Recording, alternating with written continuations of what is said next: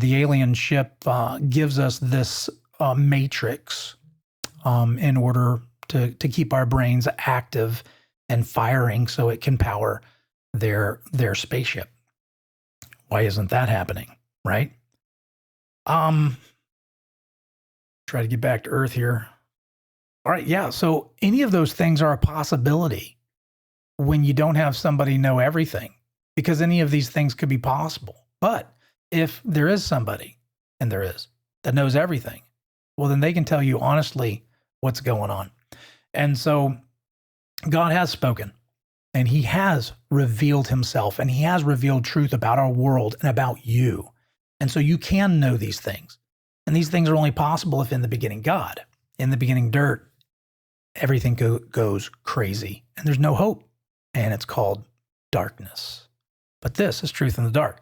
So let's check out what God has said. Let's check out Isaiah 45:18.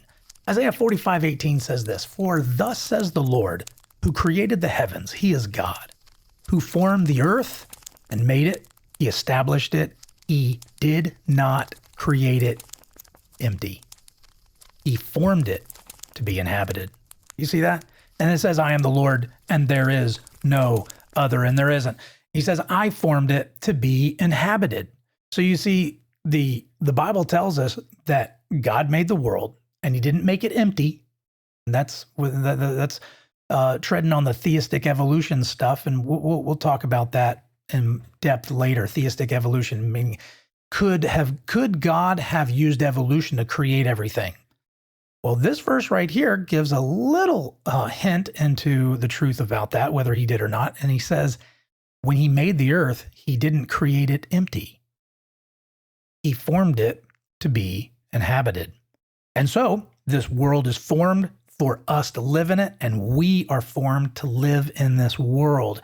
And because of that match, we are able to truly trust that what we're experiencing is really happening. And why? Because God designed your brain to live in this world. He designed your senses to receive the information in this world, and he designed this world to be known. Psalm 115:16 says, "The heavens are the Lord's heavens, but the earth he has given to the children of man." And so this world is designed for us to live in it. We are designed to live in this world. Proverbs 20:12 says, "The hearing ear and the seeing eye, the Lord has made them both." The Lord has made them both. And if you have a friend who maybe is an ear doctor, an eye doctor, you talk about irreducible complexity. Irreducible complexity. It's evidence for God. Things in this world are so complex that if there's any one part missing to the whole, it doesn't work. You can't have a half-evolved eye to see. You can't have a half-evolved ear to hear. All of the complex systems have to be there at the same time. We'll talk about that more in episode 2, where it takes more faith to be an atheist than to believe in God. So God has made the ear and he's made the eye. He's created these things so that we have these senses. These senses are designed for us to live in this world. You can know what you see. You can trust what you're seeing. You can trust what you're hearing. You can trust your brain to interpret what you're hearing and seeing. All right? Most of the time. Things get a little weird out there in this fallen world. Job 32:8. Job says, "But it is the spirit in man, the breath of the Almighty, that makes him understand." See, now there's some information you don't get from in the beginning dirt. It is the breath of the Almighty that makes him understand. So if anybody's ever read a little bit in Genesis, you know that God formed Adam out of the dirt, right? And he breathed life into him, and he became a living soul.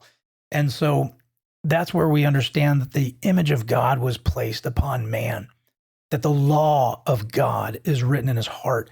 And so man, because we're created in the image of God, not that we're little gods, okay, or that we can do the same thing God can, but we are a reflection of some of the things about God. And that's why our ability to reason, our logic, our communication, our understanding, our self-awareness is on a whole other level than the animal kingdom.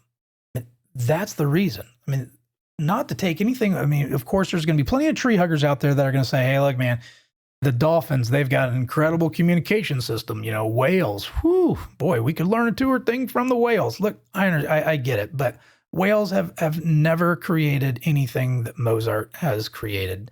They've never created a book. They've never created email. They've never created this type of technology. I mean, look, I'm not taking anything away from God's creatures because they are amazing and they have incredible gifts. But it's not on the same level as us. And why? Why are we so different?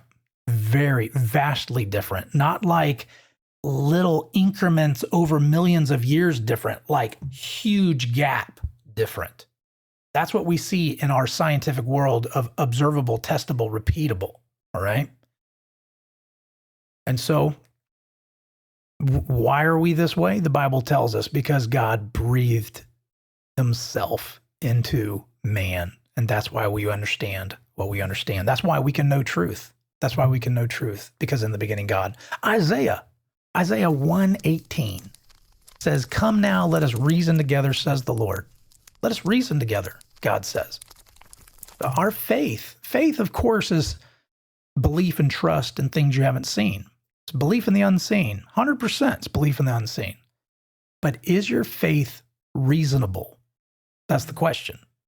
Is your faith reasonable? Because there is a reasonable faith, and then there's an unreasonable faith.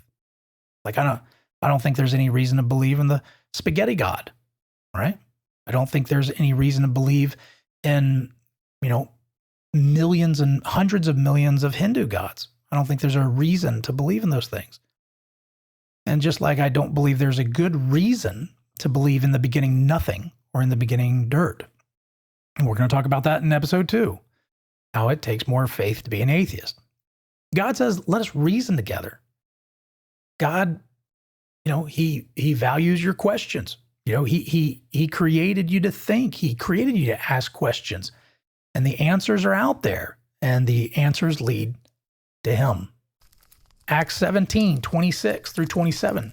Acts 17:26 through 27 says, from one man he made every nation of mankind to live on all the face of the earth. There it is again. He made man to live on the face of the earth. That's why we can know truth.